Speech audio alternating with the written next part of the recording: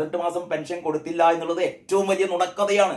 CPM-കാർക്ക് പിന്നെ കള്ളം പറഞ്ഞാണ് ശീലം എന്നുള്ളതുകൊണ്ട് അവർ പറഞ്ഞുകൊണ്ടിരിക്കുകയാണ്. അപ്പം ഞാൻ പറഞ്ഞുകൊണ്ട് വരുന്നത്, ഈ LDF സർക്കാരിൻ്റെ ഏറ്റവും അവർ ജനങ്ങളോട് ചെയ്ത ഏറ്റവും വലിയ വഞ്ചന എന്ന് പറയുന്നത് ഇതാണ്.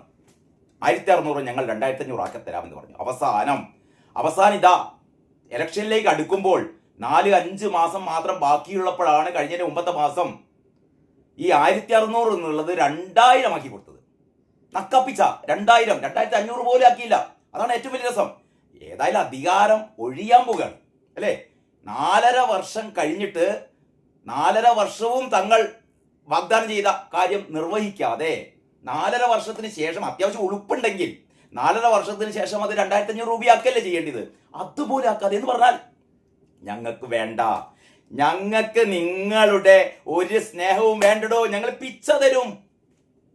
ആ മനോഭാവമാണ് CPM-ന്, ആ മനോഭാവമാണ് പിണറായിക്ക്.